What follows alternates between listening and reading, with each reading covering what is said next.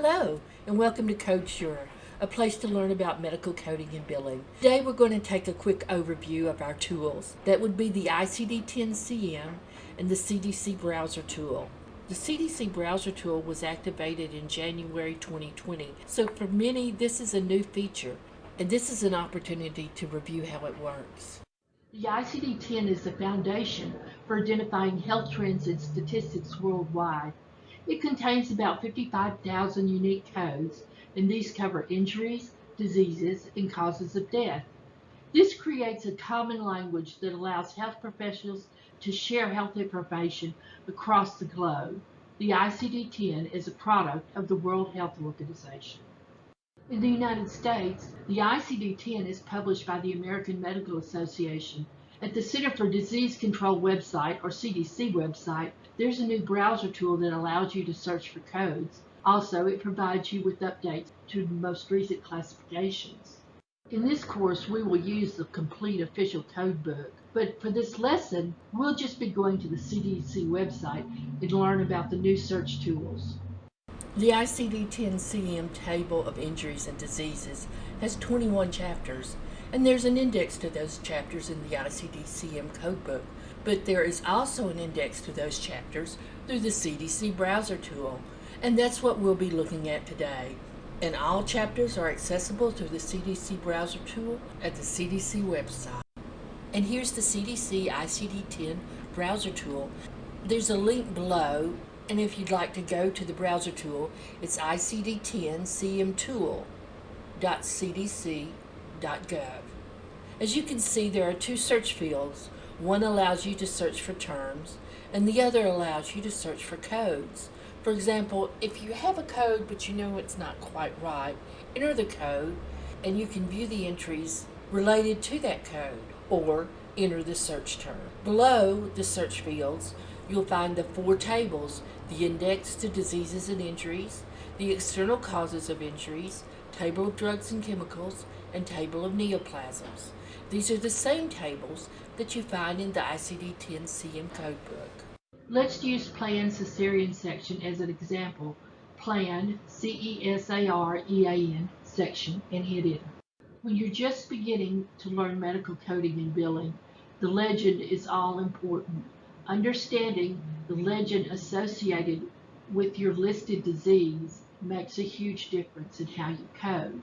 Going to the CDC site allows you to instantly understand what the legend symbols mean. As you can see, with the code 075.82, we have a group of legend symbols. What do they mean? It's easy to find out. The blue eye with the circle is a note. This is very helpful. Be sure to read it particularly when you're new to medical coding and billing.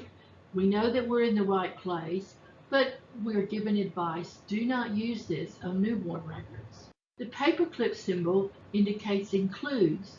This further defines or gives examples of content of the category. This helps you to know you're in the right place. The double green arrows is an important legend symbol. Certain conditions have an underlying etiology, and there are multiple body system manifestations due to the underlying etiology. This means that this is a case of disease classified elsewhere.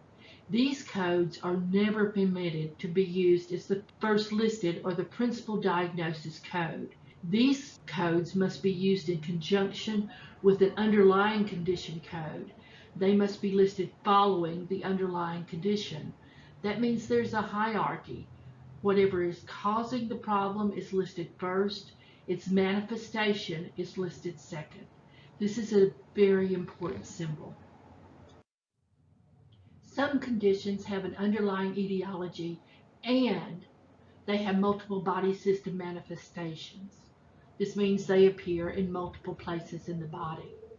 In most cases, the manifestation code will have in the code title "in diseases classified elsewhere." Codes with this title are a component of the etiology manifestation convention. This code indicates that it is a manifestation code. This means it is never allowed to be used as the primary principal diagnosis code. This will never be your first code. When you see the one green arrow with a grayed out arrow, this informs you that you must use two codes. However, the choice in the order of the codes is optional. One does not have to come before the other.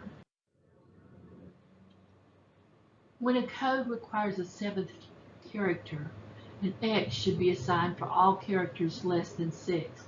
The seventh character must always be the seventh character of the code. That's what a 7 in a triangle means. An excludes one note is a cautionary note. Caution, caution. Do not use this code.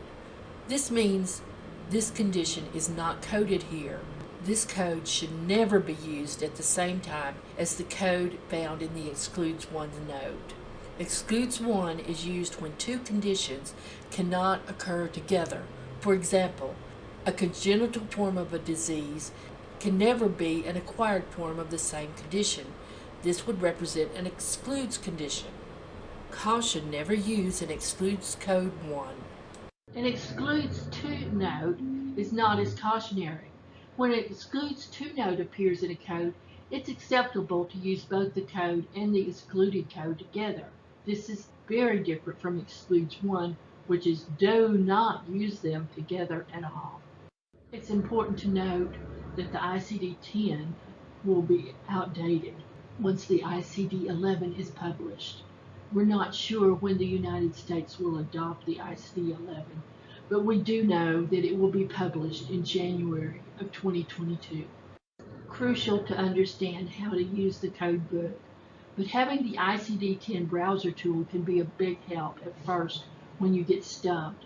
It's also a great help in understanding the notations. Thanks for joining me, and in our next class, we'll take a closer look at the CDC ICD-10 browser tool. See you there.